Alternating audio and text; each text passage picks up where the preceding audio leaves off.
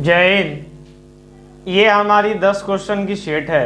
इस क्वेश्चन को हम लोग आगे बढ़ाते हैं और उसके पहले आपको बताते कि अगर इस सीरीज को आप बढ़िया से कर लेते हैं, यानी पूरा मन लगा करके पढ़ लेते हैं, तो आपको कम से कम 40-50 क्वेश्चन तो आराम से कवर हो जाएगा खाली एक शीट के अंदर में। तो इसको लिखिएगा, मतलब जो पढ़ रहे हैं वो कॉपी पर भी लिखते चलिएगा ताकि एग्जाम में सबसे क्वेश्चन आए तो आपसे आराम से सॉल्व हो सके। तो चलिए हम लोग बिना देर किए हुए शुरुआत करते हैं।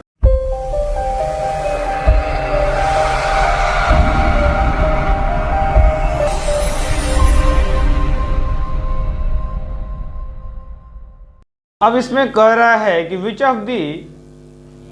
Shortcut is use to MS excel to save workbook and close it. यानी MS एक्सेल के अंदर वो कौन सा ऐसा शॉर्टकट है जो आपका क्या करता है, तो सेव भी करता है और सेव करने के बाद में हमारा क्लोज भी करता है। तो आइए हम आपको देखते हैं। सेव करने के सबसे पहले आप जानते हैं कि Ctrl+S से क्या हो जाता है, तो सेव होता है। अगर हम आपसे कहें कि Ctrl+W से क्या होता है, तो क्लोज हो जाता है। लेकिन ये दोनों एक साथ कौन करता है, तो ये होता है Ctrl+W पहले क्लोज करता है और क्लोज करने के बाद फिर वहाँ पे पहले सेव करता है फिर आपको क्लोज करता है। इसका आंसर सही आंसर जो हो जाएगा वो Ctrl+W हो जाएगा, जिसका आंसर सी है। Ctrl F9 से क्या होता है, तो सबसे बड़े बात की इसके अंदर में क्वेश्चन आया भी है कि शो एंड हाइड रो, यानी रो जो है शो करना है, हाइड करना है, तो किसका यूज करते हैं, Ctrl+F9 से। MS एक्सेल के अंदर Ctrl+P से हमको अगर प्रिंट प्रीव्यू देखना रहता है तो हमको जाकर के नया MS वर्ड की तरह Ctrl+F2 नहीं दबाना पड़ता है, हम सिर्फ Ctrl+P दबाते हैं तो ऑटोमेटिक हमारा प्रिंट प्रीव्यू हो जाता है। यानी प्रिंट भी होता है और प्रिंट प्रीव्यू भी होता है, दोनों का दोनों Ctrl+P से ही होता है। चलते हैं नेक्स्ट क्वेश्चन की तरफ। हमारा क्वेश्चन नंबर 2 जो है वो कह रहा है कि which of the following is used to refer all cells in row 5 and MS excel 365 in formula. इसमें कह रहा है कि वो ऐसी कौन सी फॉर्मूला है, यानी हम फॉर्मूला का रेंज क्या दें कि हमको पूरा का पूरा जो है वो क्या हो जाए, तो रो हमारा कॉल हो जाए, यानी रो 5 जो है वो पूरा इसके अंदर में कॉल हो जाना चाहिए। तो उसके लिए क्या क्या तरीका है पहले हम उसको समझते हैं। जैसे कि देखिए इस चीज को ना आप थोड़ा सा ध्यान से समझिएगा, अदरवाइज आपको ये समझ में नहीं आएगा। इसीलिए हम आपको लेके चलते हैं इस बोर्ड के ऊपर। अगर आप सिंपल बात है, अगर हम लिखते हैं सेल A1 यानी इक्वल टू A1 डालते हैं तो ये सिर्फ और सिर्फ एक सेल को क्या कर रहा है, तो कॉल कर रहा है।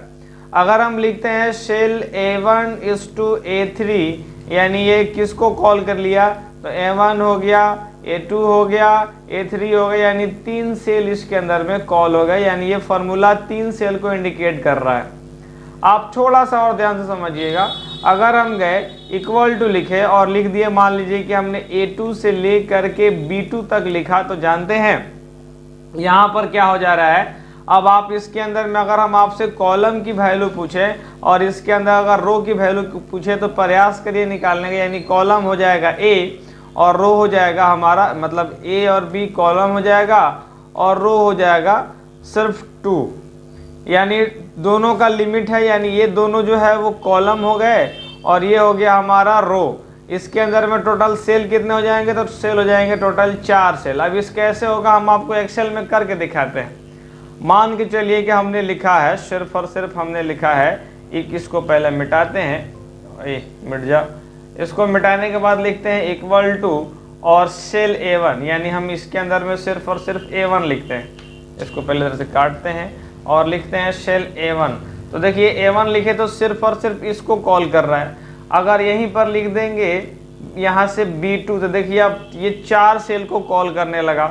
अगर यहाँ पर लिख दें, हम मान लीजिए कि लिखते हैं H6 से ले करके बीच में S2 दबाते हैं और लिखते हैं I9, तो देखिएगा ये क्या करेगा, ये 6 सेल को एक साथ कॉल कर लिया। उसी तरीके से हमारा जो क्वेश्चन जो कह रहा है, अगर हमको करना है यानी पूरी कॉलम ही 5 को करनी है, यानी हमको पूरी कॉलम लेनी है। मेरा जो क्वेश्चन है वो ये है, क्वेश्चन समझिए कि हमको ये पूरी कॉलम लेनी होगी। तो हम क्या करेंगे, यानी हमको ये पूरा का पूरा कॉलम ले लेना है। तो बड़ा आसान है, इक्वल टू 5:5 डालेंगे, रिजल्ट आ जाएगा। कैसे? तो आपको आइए यहाँ पर करके दिखाते हैं। इक्वल टू किए 5:5 की, देखिए पूरी की पूरी हमारी जो हल्का सा हाईलाइट हो गया ना ग्रीन कलर का, ये उसी को बोलते हैं कि हमारा पूरा रो कॉल हो गया। इस क्वेश्चन को समझने में अगर आपको परेशानी हो रही है तो पहले जा करके पुराना सीरीज देखिए, तभी जा करके समझ में आएगा। डायरेक्ट देखिएगा तो ये समझ में नहीं आएगा। हम आ जाते हैं अपने क्वेश्चन के ऊपर। यहाँ पर आते हैं, इसका सही आंसर हो जाएगा 5:5, यानी जो हमारी कॉलम जो हो जाएगी वो क्या, सॉरी ये रो हो जाएगी, जो कॉल कर रहा है वो क्या, 5:5। अगला क्वेश्चन देखिए हमारा क्या कह रहा है। हमारा कह रहा है कि what is the output of the following MS excel, यानी अगर इक्वल टू फ्लोर डालेंगे तो हमारे एमएस एक्सेल के अंदर में क्या होगा। तो ये क्वेश्चन बहुत ही आसान है, बस जो लोग जानते हैं उनके लिए आसान है, जो लोग नहीं जानते हैं उनसे तो ये क्वेश्चन हिला भी नहीं होगा। देखिए इस क्वेश्चन की मोटो क्या है, बड़ा आसान क्वेश्चन था ये, अगर आप थोड़ा सा भी प्रयास किया तो जरूर बन जाता। दो चीज होता है, एक होता है फ्लोर और एक होता है शेलिंग। तो फ्लोर मान लीजिए कि उसमें क्वेश्चन में लिखा है इक्वल टू 34, ये 5 कर दिया है, और अगर सेलिंग में लिख दे 34,5 कर दिया है, तो दोनों में क्या अंतर है। तो आप इतना तो जानते हैं ना कि फ्लोर का मतलब होता है नीचे और सेलिंग का मतलब होता है ऊपर। ये कम से कम दो टर्म तो आप जानते हैं ना। फ्लोर और सेलिंग का क्या मतलब होता है, फ्लोर का मतलब ये होता है कि ये 30 की यानी 34 के नीचे वो कौन सी ऐसी संख्या है जिससे कि 5 से पूरा पूरा भाग लग जाएगा। यानी आप फिर से क्वेश्चन मेरे लाइन को समझिए कि 34 के नीचे कौन सी ऐसी नंबर है, कौन सी ऐसा डिजिट है जो कि 5 से पूरा पूरा भाग लग जाएगा। तो क्या 33 है? नहीं। क्या 32 होगा? नहीं। क्या 31 होगा? नहीं। क्या 30 होगा? तो हाँ, इसका आंसर 30 हो जाए, इसलिए हो जाएगा क्योंकि 5 से डिवाइड किस में हो रहा है, 30 में हो रहा है। सेलिंग में जस्ट ऊपर का होता है, यानी 34 के ऊपर कौन सी ऐसी पहली डिजिट है जो 5 से भाग लगने वाली है। तो 34 के बाद सबसे पहला 35 आ जाता है, यानी फ्लोर डालेंगे तो 30 और सेलिंग डालेंगे तो 35। इसी चीज को हम एक्सेल के ऊपर आके प्रैक्टिकल करके देखते हैं। हमारे यहाँ खासियत क्या है कि हम लोग जो भी करते हैं वो पूरी की पूरी प्रैक्टिकल करके दिखाते हैं। इक्वल टू जाएंगे और लिखेंगे यहाँ पर फ्लोर, और फ्लोर लिखने के बाद 34 और कॉमा दे देंगे 5, यानी ये उसकी नीचे की वैल्यू दे देगा जिससे कि 5 पूरा पूरा कट सके, तो वो हो गया 30। आप एक और बताइए, यहाँ पर मान लीजिए कि फ्लोर लिखे, ब्रैकेट को ओपन किया और यहाँ हमने ये वाला दिया और डिवाइड बाई 5। तो अभी हम फाइंड नहीं कर सकते हैं कि मतलब मुश्किल होगा मेरे लिए करना, तो इंटर मार देंगे, एक्सेल अपने आप बता देगा कि भाई 455 होगा, जो क्या होगा इससे पूरा का पूरा डिविजिबल होगा। तो ये होती है फ्लोर और ये होती है शेलिंग। अब आप हम नेक्स्ट क्वेश्चन की तरफ चलते हैं, तो आप हमें बताइए इसका कि आंसर क्या होगा। तो आंसर हम उम्मीद करते हैं कि आप लोग आराम से बना लीजिएगा, क्योंकि क्वेश्चन में जान तो है नहीं, कह रहा है कि कौन सी ऐसी डिविजन जो कट जाएगी। तो भाई इसका क्या आंसर हो जाएगा, 30 आंसर हो जाएगा, आराम से ये कट जाएगा। नेक्स्ट क्वेश्चन की तरफ चलते हैं। ये हमारा कह रहा है कि which of the what is the function of shortcut control plus shift plus F4। तो ये क्या करता है कंट्रोल प्लस शिफ्ट प्लस, पहले हम इसको समझते हैं। यहाँ पर ये बोल रहा है कि इसका मतलब क्या होता है, यानी इस शॉर्टकट को अगर यूज करेंगे तो क्या होगा। यानी आप देखिएगा इसमें ढेर सारा ऑप्शन दिया हुआ है, तो पहले हम आपको करके दिखा देते हैं, फिर आप आंसर अपने से चूज करिएगा, क्योंकि हम चाहते हैं कि आप अपने से इसको सॉल्व करें। MS एक्सेल के अंदर में गए और एक हमने डाटा वाला सेल ओपन किया, मान लीजिए कि हमने ये सेल किया और यहाँ से गए कोई डाटा वाला खोल दिए। खोलने के बाद यहाँ गए और इसको सेलेक्ट कर लिए, ठीक है। अब हमें कौन सी शॉर्टकट दबानी है, तो control plus shift plus F4। देखिए कुछ कुछ हो रहा है, कुछ हो रहा है, आप खुद बताइए कि क्या हो रहा है। वो जो व्हाइट कलर जो लेफ्ट साइड में यानी जो भी ब्लैंक स्पेस है ना, उधर वो मूव कर रहा है, और ये जो मूव कर रहा है इसी को बोला जाता है, ये ऑप्शन में यहाँ पर दिया हुआ है, यानी जिधर भी हमारा ये तीसरा नंबर में कहिएगा कि select the empty cell available next in the left direction of the current selection. यानी जो हमारी करंट सिलेक्शन रहती है उधर उसके लेफ्ट साइड में, यानी लेफ्ट साइड में जो भी ब्लैंक शीट रहता है उसी को बोलते हैं कंट्रोल प्लस शिफ्ट से जाकर के ये सेलेक्ट करता है। और अगर ओपन की बात किया जाए, यानी अगर स्पेलिंग चेक की बात किया जाए तो क्या हो जाता है F7। अगर रिसर्च के ऑप्शन की बात किया जाए तो F7 दबाने से पहले हमको शिफ्ट दबाना पड़ता है, यानी शिफ्ट प्लस F7 रिसर्च का ऑप्शन आ जाता है। इस क्वेश्चन को याद रखिएगा, ये VVI क्वेश्चन है, ये हो सकता है कि क्वेश्चन उसके अंदर में पूछ दे। अगर आप सीक्वेंशियल वाइज वीडियो देख रहे हैं तो आपका बहुत ज़्यादा चांस है कि रिजल्ट हो जाएगा, बहुत ज़्यादा। और अगर आप फूंग फांग वाले स्टूडेंट हैं तो आपका तो होने वाला है नहीं। अगर आप ऐसे ही मौज कर रहे हैं तब तो संभव नहीं है, लेकिन अगर आप सीक्वेंशियल पढ़ रहे हैं तो कंफर्म है कि आप श्योर रहिए कि क्वालिफाइंग नेचर है, आराम से हंसते हंसते हो जाएगा। क्योंकि हम जो कंटेंट दे रहे हैं वो बड़ा मेहनत के बाद लाते हैं, बहुत रिसर्च करते हैं आप लोगों के लिए, फिर क्वेश्चन लिखते हैं, टाइप मतलब होता है तब जा करके आपके पास आते हैं। यानी इतनी मेहनत का अगर आपको आउटपुट ना मिले तो आखिर मेहनत करने का क्या फ़ायदा। इसीलिए आप जो पढ़िएगा तो पूरा सीक्वेंशियल वाइज पढ़िएगा। अब चलिए समय को नहीं बर्बाद करते हुए हम चलते हैं अगला क्वेश्चन के ऊपर, जिसके अंदर में कह रहा है कि यहाँ पर कि वो कौन सा आइकन है जो आपके 2010 के अंदर में जो अंडू का काम करता है। तो पहले अंडू का काम ये करने से पहले हम तो आपको यही पूछ लेते हैं कि क्या हो, मतलब कि अंडू का शॉर्टकट क्या होता है। तो यहाँ पर अंडू का शॉर्टकट जो हो जाएगा वो क्या होगा, कंट्रोल प्लस जेड। उसके बाद अगर रीडो की बात किया जाए तो क्या होता है, तो कंट्रोल प्लस वाई। ये दो शॉर्टकट आप लोगों को ध्यान होगा। उसके बाद यहाँ पर अब इस सिंबल पूछ रहा है कि अंडो का सिंबल क्या होता है। तो सिंबल इसका ये होता है। ये किसका सिंबल होता है, तो ये सिंबल जो होता है वो होता है फॉर्मेट पेंटर का, फॉर्मेट पेंटर का होता है। और ये शॉर्टकट जो होता है वो होता है कॉपी का, और ये होता है रीडो का। यानी ये सब ऑप्शन जो है आप याद रखिएगा, जिसमें आपका करेक्ट आंसर हो गया ये वाला। नेक्स्ट क्वेश्चन की तरफ बढ़ते हैं। यहाँ पर कह रहा है कि which shortcut is use to MS Excel to insert new chart. इसको तो याद रखना पड़ता है कि इसके अंदर में कौन सा होता है। तो भाई Alt F1 होता है, यानी जिस शीट पर हम काम कर रहे हैं उस शीट पर नई चार्ट लाने के लिए हमको क्या करना पड़ेगा, तो Alt प्लस F1 कर देंगे, हमारा शीट नया चार्ट अपने आप आ जाएगा। इसके ऊपर हम प्रैक्टिकल कर देते हैं। मान लीजिए कि हमको इतना सेलेक्ट करना है, Alt F1 दबाएंगे। देखिए आपको यहाँ पर एक चार्ट बन गया है, यानी ये चार्ट जो बाय डिफॉल्ट बनता है Alt F1 से ऑटोमेटिक हमारा क्या होता है, तो चार्ट अपने आप बनते रहता है। इसको डिलीट करते हैं, कंट्रोल F1 से देखिए ribbon show hide show hide show hide show hide इसके अंदर में हो रहा होता है। और इसके बाद हम आते हैं फिर से अपने क्वेश्चन के ऊपर। इसमें कह रहा है कि हमारा जो इंसर्ट है, यानी जो नई हमको चार्ट इंसर्ट करना होता है उसके लिए शॉर्टकट क्या होता है, तो कंट्रोल प्लस F1 से हो जाता है रिबन शो होता है। यानी इसका सही आंसर जो जाएगा वो क्या हो जाएगा, Alt plus F1। Next question की तरफ बढ़ते हैं। यहाँ पे कह रहा है कि if cells A1 and A2 are empty, इसका मतलब ये होता है कि इसके अंदर अगर सेल A1 और सेल A2 अगर खाली है तो what will be value following excel formula, यानी इस कौन सी ऐसी वैल्यू होगी जो इसके अंदर में देगी। तो देखिए किसी भी हाल में 1 तो देने से रहा, ये 1 तो किसी तरीके से देगा ही नहीं। नेम एरर ऐसा कभी नहीं देता है, ऐसा कभी एक्सेल देता ही नहीं है, और ना ही ऐसा देता है, यानी वैल्यू का एरर देता है।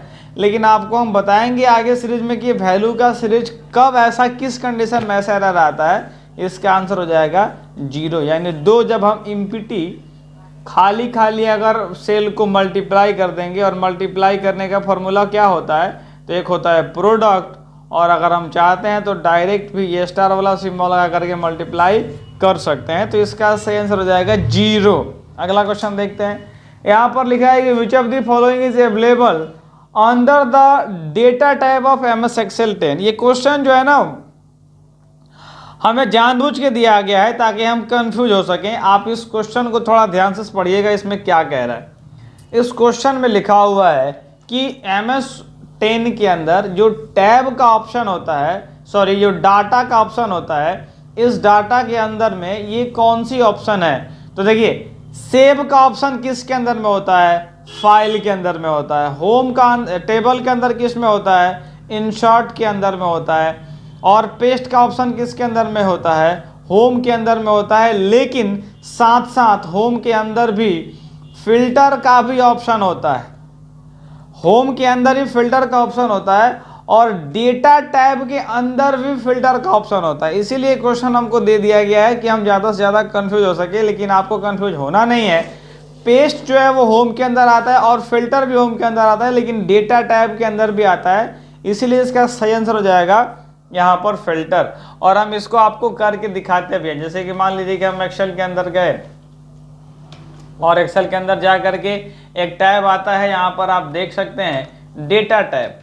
एक मिनट, इस डेटा टैब के अंदर में, हाँ सॉरी, यहाँ पर आ गए। डेटा टैब के अंदर में जब हम आएंगे, यानी इसके ऊपर अगर हम क्लिक करते हैं तो देखिए यहाँ पर एक सॉर्ट एंड फिल्टर का ऑप्शन हमारे पास यहाँ पर शो हो गया। इसी से क्वेश्चन जो है हमको पूछ दिया है, यानी हमको जानबूझ के कंफ्यूज करने की प्रयास कर रहा है। तो डेटा टैब के अंदर में क्या होता है हमारा, हम आते हैं इसके ऊपर और ये रही हमारी फिल्टर के ऑप्शन हो गई। नेक्स्ट क्वेश्चन हमारा कह रहा है कि in MS excel data function is used for, यानी एमएस एक्सेल के अंदर जो फंक्शन करता है, सॉरी डेट लिखा हुआ है कि एमएस एक्सेल के अंदर में जो डेट का जो फंक्शन होता है वो कैसे यूज होता है। यानी अगर हम इक्वल टू डालें और इक्वल टू डालने के बाद अगर हम डेट इसके अंदर में डाल दें तो वो हमारा रिजल्ट कैसा देगा। तो सबसे सरल भाषा में हम आपको बताते हैं कि इक्वल टू डेट डालेंगे तो वो पूछेगा सबसे पहले हमसे ईयर पूछता है, ईयर पूछने के बाद मंथ पूछता है और मंथ पूछने के बाद डे पूछता है। और इसका कैसे यूज होता है चलिए हम आपको प्रैक्टिकल करके दिखाते हैं। इसके अंदर में गए और हम एक ऐसे ही रैंडम एग्जाम लेते हैं, यानी 2000 हमने 23 लिया, हमने 12 महीना लिया और हमने 8वां दिन लिया, यानी हम ऐसे ही रैंडमली ले लिए हैं। और इसको देखिए डेट कैसे यूज करता है। जैसे इक्वल टू मारेंगे और यहाँ पर लिख देंगे डेट और टैब को दबा के ब्रैकेट ओपन कर देंगे। अब आप ध्यान से देखिए, यहाँ पर पूछ रहा है year comma month comma date, यानी ये डे पूछ रहा है। अब इसको हम क्या करेंगे, सबसे पहले साल दे देंगे, साल देने के बाद इक्वल टू करेंगे और यहाँ पर मंथ भी, यानी 12 मंथ कर देंगे, कॉमा देने के बाद 8 डे दे देंगे। देखिए क्या किया, तो सबको जोड़ के लिख दिया 12/8/2023। अब कुछ लोग हमसे पूछेंगे कि उल्टा क्यों लिखा है, यानी 12 पहले लिखा है 8 बाद में लिखा है 2023 ऐसा क्यों लिखा हुआ है। क्योंकि आप अपनी एक्सेल की जब फॉर्मेट देखेंगे तो वो इसी फॉर्मेट में होती है। यानी आज जिस दिन ये वीडियो रिकॉर्ड हो रहा है वो 3 अप्रैल 2023, यानी चौथे महीने, यानी अप्रैल में शो हो रहा है पहले, डेट बीच में शो हो रहा है, ईयर बाद में शो हो रहा है। और इसी जैसे आपकी सिस्टम की फॉर्मेट होती है उसी तरीके से एक्सेल अपने फॉर्मेट में लिखता है। अगर इसको चेंज करना चाहते हैं तो चेंज करना संभव है, लेकिन कंट्रोल पैनल में जाकर के पहले अपना सिस्टम का फॉर्मेट चेंज करना होता है, तब जाकर के अपनी एक्सेल के अंदर में फॉर्मेट चेंज करना पड़ता है। प्रोसेस ज़्यादा डीप है, आपको इसकी ज़रूरत नहीं है, वो हम एडीसीए वाले को सिखाते हैं। यहाँ पर आइए इसके अंदर में आ जाते हैं, सॉरी